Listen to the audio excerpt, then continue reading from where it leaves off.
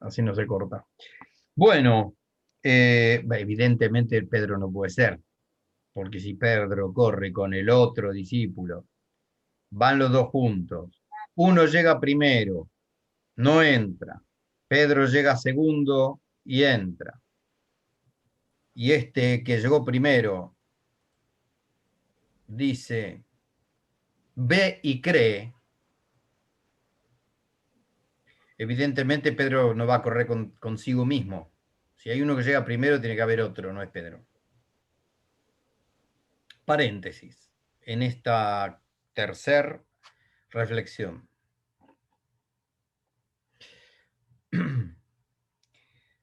Primero, la proximidad que sea Juan el apóstol, el hijo de Zebedeo. Juan es uno de los más jóvenes de todos los apóstoles, si no el más joven. Es una de las razones por las que se cree que lo dejan ir en Getsemaní cuando van a capturar a todos y a él lo dejan escapar. Porque es jovencito. Es probable entonces que al ser jovencito correría más rápido que Pedro, que ya era entrado en años. Dato no menor. Segundo, así como es el primero que en la barca grita, es el Señor, el que está allá en la orilla. Y acá no entra en el sepulcro, sino que se queda pasmado, mirando. En esas dos escenas, los padres de la iglesia han visto un sesgo contemplativo de Juan, que evidentemente lo tiene Juan. Detecta que el que está allá es el Señor porque lo discierne, lo contempla. Y ni bien ve el sepulcro vacío con las vestiduras tiradas, se queda contemplando. No es un hombre de acción como si iba a ser Pedro, que Pedro entra y interviene en la escena, él queda en la puerta de la escena. Segundo elemento de probabilidad, de verosimilitud con el espíritu que encarnaba, que era Juan. Tercer dato teológico. Una de las claves del cuarto evangelio que nosotros no vamos a poder estudiar es esta acción de ver y creer.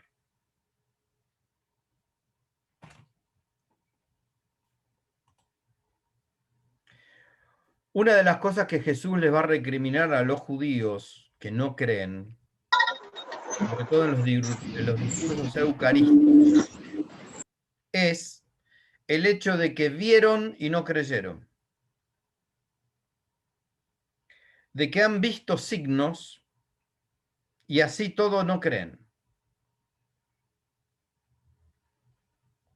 Así como a Tomás después le va a decir, bienaventurado el que crea sin ver, Jesús en los discursos eucarísticos a los fariseos les va a enrostrar eso, que habiendo visto milagros y signos, se cierran al don y no creen. Entonces, este discípulo que ve y cree está cumpliendo con la síntesis teológica del cuarto evangelio, que es ver y creer. También aproxima desde ese lado. Bien, no puede ser Pedro.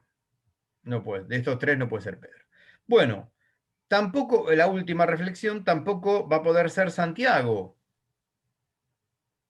Si este escrito data aproximadamente del año 100, Santiago martirizado en el 44, según lo que leemos en Hechos 12, versículo 2, por manos de Herodes. Santiago no llegó a esta época. No puede ser Santiago el autor del cuarto evangelio. No nos queda otra que sentenciar probabilísimamente, y es lo que hace además la teología católica y el magisterio pontificio, que dice que el cuarto evangelio tiene como autor a Juan el apóstol. ¿Sí? ¿De dónde parte de esto que acabamos de analizar? Hasta ahí, esta sería entonces la conclusión. ¿Cuál es la conclusión? El cuarto evangelio está escrito por Juan el apóstol. Vamos a seguir un ratito más adornando, o si se quiere, aderezando esta conclusión, que un poco ya la dejamos deslizar en los comentarios que fuimos haciendo. Hay un argumento de silencio intencionado en el cuarto evangelio respecto a los dos hijos de Zebedeo.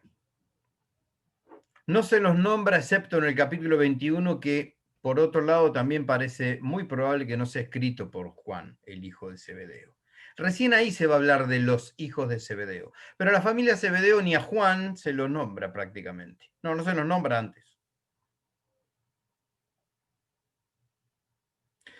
Otra cosa no menor, en este escrito que estamos analizando se encuentran mencionados los nombres de los apóstoles mucho más a menudo que en los sinópticos. Por ejemplo,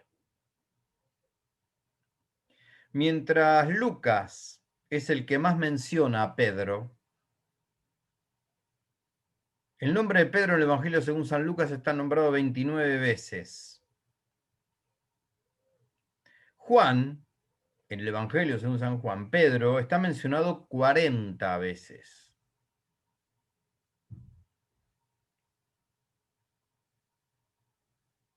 Vuelvo a repetir, siendo un escrito que nombra muy fácilmente y con muchos detalles a los apóstoles, a los discípulos, no nombra ni a Juan ni a Santiago, ni a los hijos de Zebedeo, excepto en el apéndice del capítulo 21.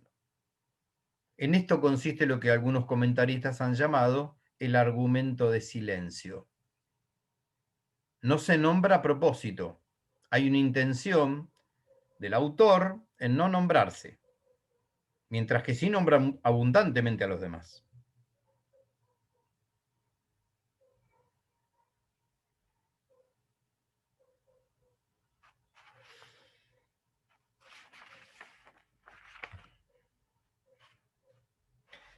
Bueno,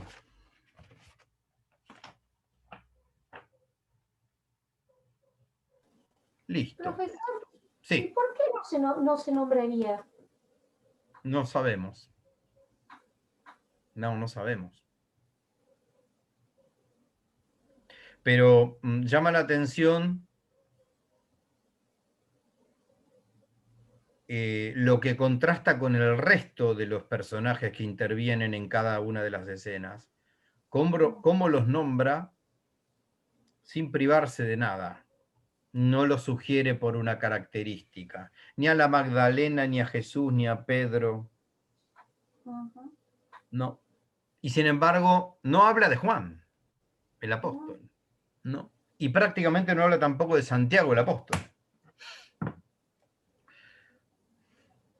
Así, lo primero que a uno se le viene a la mente es una cuestión de humildad, de no querer nombrarse casualmente por estar siendo el autor del escrito. ¿Sí? sí, pero al definirse como el discípulo que Jesús amaba, por ahí como que está resaltando precisamente, ¿no? Esa su cercanía con Jesús, que era el que Jesús amaba. Sí, esa expresión sí, perdón. No, no, Mm. Expresión también oscura, claro. porque ¿qué quiere decir que Jesús lo amaba? ¿No amaba a los demás? Sí, pero como que era el más cercano. Todo entra dentro del campo de la conjetura. Y Claro. cuando uno está en el campo de la conjetura, lo máximo que puede hacer cuando investiga es ver qué grado de probabilidad tiene esa conjetura.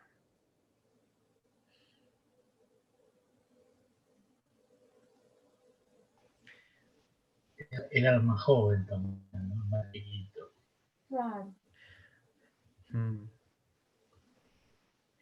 Sí, la palabra amar en este cuarto evangelio tiene una significación muy particular del griego que la traduce, que es ágape, no es cualquier amor. En el pasaje Pedro, ¿me amas? Sí, Señor, tú sabes que te quiero, dice Pedro, en las buenas traducciones. Y otra vez, Pedro, ¿me amas? Sí, Señor, tú sabes que te quiero. Philei dice en griego, no dice agape. O agapao, yo no sé griego. Pedro le contesta con otro verbo. El amor filial es un amor distinto al amor de ágape. El amor de ágape es el amor sublime. Dios es ágape. Cuando Juan después va a decir en la primera carta que Dios es amor, se traduce como Dios es ágape. ¿Qué tipo de amor es el agápico? Un amor superlativo, un amor perfecto, un amor de entrega total. Ese amor que solamente está en la esencia de Dios. El amor con el que el Señor quiere ser amado. En el ámense a los unos a los otros como yo los he amado, es con ese ágape. No con el amor. Hay muchas maneras de decir amor en griego. Está el amor erótico, el amor filial y el amor ágape. El amor erótico es el amor apasionado, posesivo, más superficial. El amor impulsivo, ese es el erótico. El amor pasional sería. El amor filial ya es un poco más refinado, interviene más, no tanto lo pasional, sino más lo connatural. Sí, lo connatural. Antropológicamente entra no solamente las pasiones, sino que también entra la naturaleza racional, las virtudes, si se quiere. Pero el amor agápico es el amor, el del escándalo de la cruz. Es el que da todo sin esperar nada y que ama hasta que le duele, hasta amar al enemigo y morir por el enemigo como hace Jesús en la cruz. Ese es el amor ágape. Cuando en Hebreos, quien sea el autor, dice que la impronta de Dios es Cristo crucificado, porque esa es la manifestación más grande del amor de Dios. Su Hijo muerto por nosotros, y por nosotros, porque nosotros lo matamos a él. No nos quería, no lo amábamos, lo odiábamos, éramos sus enemigos cuando lo crucificamos. Sí, claro. Yo por mis pecados y ustedes por los suyos. Danilo, ¿querías decir algo? Me pareció que... No, te quería decir, hablé pero tenía el micrófono apagado. El amor de entrega, quería decir. El amor de entrega, pero de entrega esa de escándalo, del escándalo de la primera de los Corintios. Entrega total, ¿no? Totalmente Sí, el de desinteresado. la cruz, ese que el mundo no quiere saber nada. Ese es el que vino a dar Cristo. Por eso el mandamiento nuevo. Ámense como yo los he amado, dice el Señor. Porque que había que amarse, se sabe antes de que se encarne el verbo. De que hay que ser bueno y ser hermanos y querer a todo el mundo, esa no es la novedad de Cristo. Con Moisés ya lo sabíamos eso. ¿Sí? Esto de la fraternidad universal, bueno, sí, eso del mundo. El mundo siempre pensó en esto. Pero no es el amor de Cristo. El del Evangelio de hoy. ¿Eh? El del Evangelio de hoy, digo. El Evangelio de hoy, tal cual. Exacto, exacto. Después, en la tercera pregunta que Jesús le hace a Pedro, se baja Jesús. ¿Me querés? Sí, Señor, vos sabés que te quiero. Si ustedes lo buscan en griego, van a ver que aparecen los dos términos. Pero ¿por qué terminé hablando de esto? Ya no me acuerdo. Porque cuando usted decía con el tema del amor, que acá el amor era amor agape, pues estábamos hablando con respecto a el discípulo que Jesús amaba. Entonces yo le decía que, me dice, no, pero Jesús no amaba a todos, y yo le decía, sí, pero tal vez él era el más cercano, y de ahí surgió lo de amor. Sí, sí. Fue casi como pasar la grabación, ¿eh? ¿Cómo? Fue casi como pasar la grabación del último pedacito. Ahora caí. ¿Qué pensaría Jesús del amor que le tenía a cada uno? ¿No? Eso no lo podemos saber. No lo podemos saber. Lo que sí que por los frutos se conoce al árbol. El único que se atrevió a estar junto a la cruz era Juan. Porque el resto se asustó, no nos engañemos. Juan no sabía si no lo crucificaban a él al lado, ¿eh? María también, ¿eh? Ojo. Ahora nosotros sabemos cómo terminó. la cuestión. Pero podían ser ajusticiados ahí nomás, tranquilamente. Bueno, bien. No, yo decía que por los frutos se conoce al árbol porque, bueno, no es casualidad que Juan en su madurez pudiera ser instrumento de revelación de cosas tan profundas como este cuarto evangelio, como la primera carta de Juan y como el Apocalipsis. Y en los minutos que me queden voy a permitirme hacer un paseíto rápido por lo que no dije de este escrito y por los otros. Del Evangelio según San Juan, que no voy a dar, recomiendo para su formación todo el cuarto Evangelio, sin duda.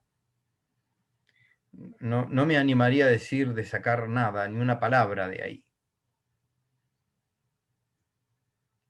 El diálogo con la samaritana, el diálogo con Nicodemo, son pasajes que hay que rezar toda la vida, porque hablan toda la vida esos pasajes. Los dos discursos eucarísticos del capítulo 6, aquello de que el que no come la carne y bebe la sangre no tiene vida en sí mismo. Estuvimos como 7 u 8 meses sin poder comulgar. No podemos dejar de leer esas cosas. Sobre todo cuando tenemos que ir a golpear y decir, bueno, dale, hacé algo.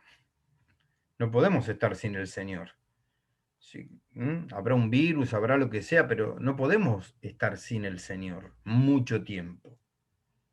No hay que estar sin recibir al Señor mucho tiempo. ¿No? El capítulo 17, la oración sacerdotal. Bueno, la pasión, según San Juan, también. Sí, tenés razón, Axel, que hay gente que sigue sin Eucaristía hoy día. Nosotros acá en La Plata hemos tenido un obispo bastante considerado con las situaciones que tuvimos, bastante permeable a que el Señor anduviera igual. Yo es una cosa que a Monseñor Fernández se la voy a agradecer toda la vida, aunque no lo conozco. Pero sí, sí. Conozco gente que no vive muy lejos de nuestra ciudad que ha estado realmente meses sin que le dieran la Eucaristía, incluso ir a golpear la puerta de una parroquia diciéndole que no, porque había un virus que no se podía dar al Señor. Si uno tiene la lectura asidua de la palabra, se encuentra en algún momento con el pasaje que dice, no teman a los que pueden matar solamente el cuerpo. Lo cual no quiere decir entonces que me voy a ir a inocular cualquier cosa. No, pero las cosas en su lugar. ¿Cómo se le va a tener miedo al Señor? ¿Miedo a qué le van a tener? ¿No tenemos que dar la vida por Cristo? ¿Sí o no? Bueno, sin embargo, algunas personas con orden sagrado no se están moviendo como debieran. Ya lo sé. El año pasado bueno, yo estoy llevando comuniones. Desde que empezaron las misas estoy llevando comuniones a todas las viejitas de mi comunidad parroquial. Viejas amigas. Y por supuesto están más que agradecidas que por la comunión. Por ver la misa por televisión, todo, pero le falta a Jesucito. Pero me pasó que le dije a un diácono, le digo, ¿no querés que te lleve? Me dijo, no, porque habría que poner las formas unos segunditos en el microondas antes de ser consagrada para... Yo soy celíaco y igual comulgo. No entiendo, ¿viste? Y sin embargo es una persona súper formada y son esas cosas que uno no entiende. Sí. Bueno, por ahí, en lo posible, yo creo que la palabra, lo que tiene es, la palabra de Dios, lo que tiene es eso. ¡Pah! Interpela.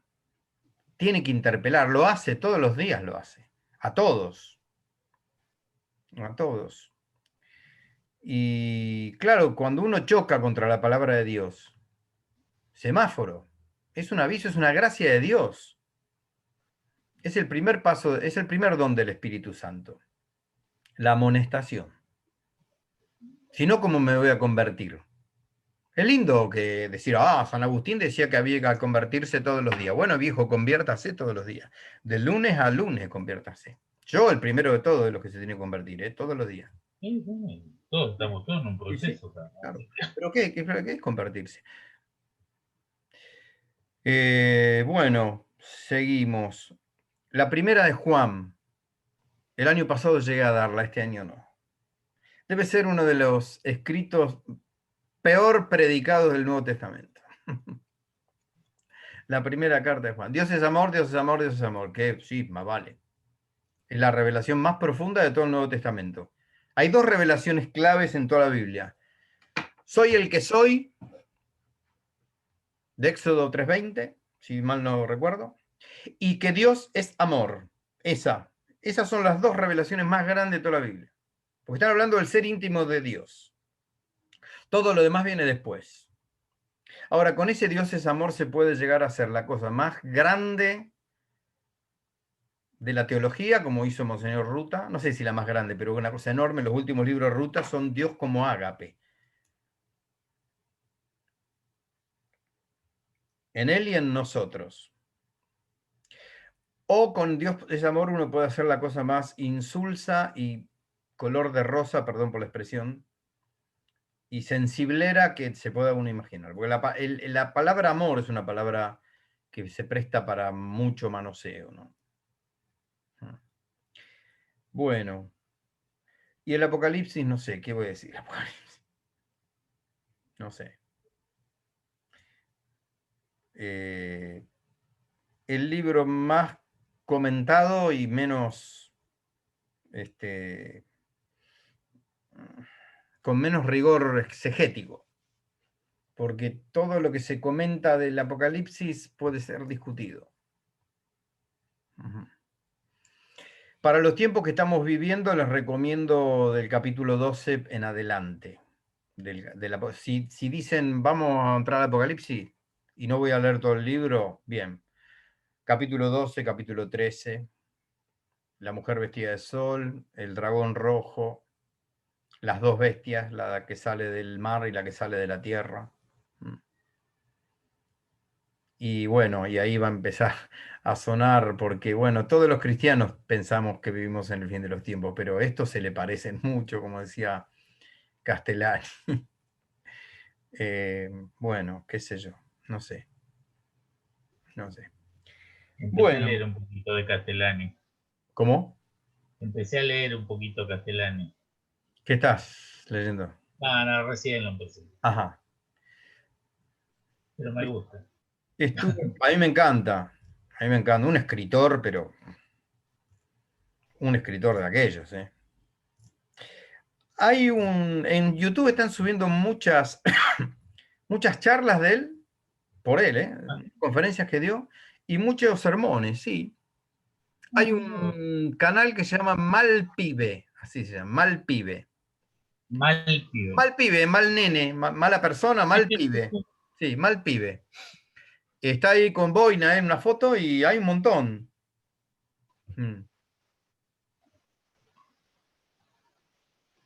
Scott Hahn escribió un libro interesante a partir del Apocalipsis. Sí, dice Axel, que Scott Hahn escribió un libro interesante a partir del Apocalipsis, que se llama La Cena del Cordero. Sí, lo leí hace 2 años.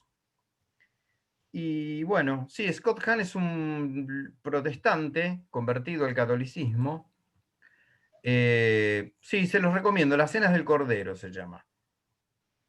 No se tomen al pie de la letra todo lo que dice Scott Hahn, como católico.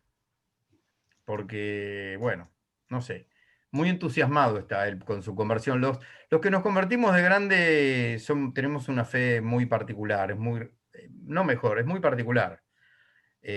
Somos de apasionarnos mucho con algunas cosas que nos dejó la vida fuera de Cristo. Scott Hahn por ahí es un poco impreciso en esto de que el paralelo del Apocalipsis con la misa en los padres de la iglesia, no es tal cosa. Todo el libro trata de mostrarnos que él se dio cuenta como luterano, gran conocedor del Apocalipsis, que cuando un día se metió a ver cómo era una misa, se dio cuenta que todas las partes de la misa estaban en el Apocalipsis. Eso está muy bueno. Eso está muy bueno. Eso es por lo cual es recomendable ese libro. La cena del Cordero. Las bodas del Cordero. Ahora, cuando él dice que los padres de la iglesia tratan esto, no es cierto. No. Los padres de la iglesia no hacen un paralelo entre el Apocalipsis y la misa, no. No escriben mucho sobre el Apocalipsis. No, hasta el Beato de Liébana en el siglo VIII, IX no hay mucho que digamos del Apocalipsis. Pero bueno, eso. Me acordé de eso, Axel. Debe ser una de las primeras veces en el año que alguien escribe algo en el chat y yo lo leo. Bueno. Hay un apocalipsis de... Gracias por su comentario, no, por favor. Hay un apocalipsis de Castellani, Danilo. Sí. Sí, muy interesante. En esas conferencias que hay, habla mucho sobre el anticristo, Castellani. Si te anda gustando lo escatológico, ahora que entramos en el Adviento. El primer Adviento es escatológico. La voy a mirar seguro. Sí. Yo soy un fan de las conferencias por YouTube. Yo estoy aprendiendo. Veo de todo, ¿no? Veo de todo. A mí me pasa, yo reconozco que gran parte de mi formación actual está ahí, en las conferencias. Hay muy buenas cosas para escuchar, incluso audio. Hay de todo, porque algunas cosas mientras estás escuchando pues te das cuenta que se van para cualquier lado. Pero, sí. Y pero por igual ejemplo, tienen rica información igual. hay un evangelista que se llama César Vidal, que tiene un canal que está Lo estuve escuchando. Disparate. Cuando habla de la iglesia es un disparate al lado del otro. Un tipo que sabe, pero sabe que el que lo escucha a veces no sabe. Sí. No, ahora estoy escuchando a unos panelistas acá de América que esta semana sacaron un segundo libro sobre la pandemia que se llama Pandemonium. Que están trabajando toda la cuestión psicosocial respecto a la pandemia y a la tendencia globalista a hacer un gobierno universal, mundial. Pero bueno, nos estamos yendo mucho de Biblia 4, reconozco. El Apocalipsis. El Apocalipsis, sí. Te recomiendo a Fulton Sheen, si te gusta lo escatológico, pero bancátela, No, porque escribe en el año 40 como si estuviera leyendo el Observatorio Romano de la semana pasada. Los pelos así te pone. Sí. Curiosamente se tiró atrás la causa de la beatificación de Fulton Sheen, pero bueno, eso da para una política interna de la iglesia que no la voy a mandar no la voy a subir a YouTube. No. Bueno, lo vamos a dejar por acá. Si no tienen alguna otra pregunta, comentario, algo que quieran. Entonces, les pido, si la semana que viene nos vemos, pero a modo de integración. ¿Sí? Así que todas las preguntas, las dudas que tengan, propuestas también serán bien recibidas. Lo hacemos así para el próximo encuentro, ¿les parece? Muy bien. Bueno, que siga muy bien su semana y si no está muy bien, que mejore. Gracias. Chao, gracias. Adiós. Chao.